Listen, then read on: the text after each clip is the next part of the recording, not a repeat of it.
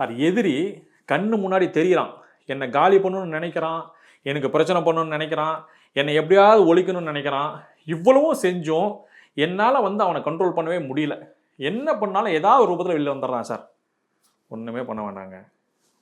மொட்டை மாடி தனியான ஒரு ரூமுக்கு போயிருங்க. ஒரு சின்ன மண் சட்டி ஒன்று வச்சுக்கோங்க. மண் சட்டியை வச்சுக்கிட்டு அதில் கருப்பு கடுகு ஒன்று வாங்கி வச்சுக்கோங்க. வாங்கி வச்சுக்கிட்டு அந்த எதிரி ஃபோட்டோ இருந்தால் முன்னாடி வச்சுருங்க. வச்சுட்டு அவனை பார்த்துக்கிட்டு, என்னுடைய இதுக்கு நீ வரவே கூடாது, என்னுடைய சொல் பேச்சு நீ கட்டுப்பட்டு நிற்கணும், என்னை பற்றிய சிந்தனை உனக்கு வந்தாவே உன் உடம்பெல்லாம் வேறு மாதிரி ஆயிரும் அப்படின்னு சொல்லி நீ மனசார உனக்கு தொந்தரவு கொடுத்துட்டானா அதுக்காக நம்ம செய்கிறோம், சும்மா இருக்கணும்னு நம்ம செய்யக்கூடாது.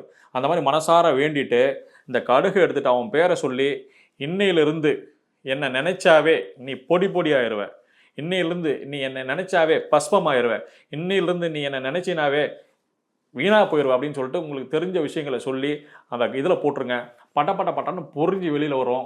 இந்த சொல்லக்கூடிய மந்திர அலைகளும் அதுலேருந்து வரக்கூடிய சத்தமும் அதுலேருந்து கூடிய வாசமும் பிரபஞ்சத்தில் கலந்து உங்கள் எதிரி ஃபோட்டோ இருக்குது பார்த்தீங்களா, அது மேலே படும். இந்த எதிரி ஃபோட்டோ மேலே படும் பொழுது ஆட்டோமேட்டிக்காக என்ன ஆகும் அப்படின்னா, சம்மந்தப்பட்ட நபர்களுக்கு உண்டான விஷயங்களை செய்யும். இப்போ நீங்கள் எப்படி நம்ம சாமிக்கு சாப்பாடு கொடுக்கும்போது சாமி ஃபோட்டோ வச்சுட்டு சாப்பாடு கொடுக்குறோம், சூட்சமாக சாமி எடுத்துக்குன்னு சொல்கிறோம் இல்லையா, அந்த மாதிரி என்ன பண்ணும் அப்படின்னா, அந்த ஃபோட்டோவில் பட்டதுமே சம்மந்தப்பட்ட நபர்கள் உங்களை பற்றி சிந்தனையே சுத்தமாக வராது. அதே சமயத்தில் உங்களை பற்றி நினைச்சானாவே அவன் உடம்புக்குள்ளார ஏதோ ஒரு சிக்கல்களாக உருவாகுனா, கடுகுக்கு மிகப்பெரிய ஆற்றல் உண்டு.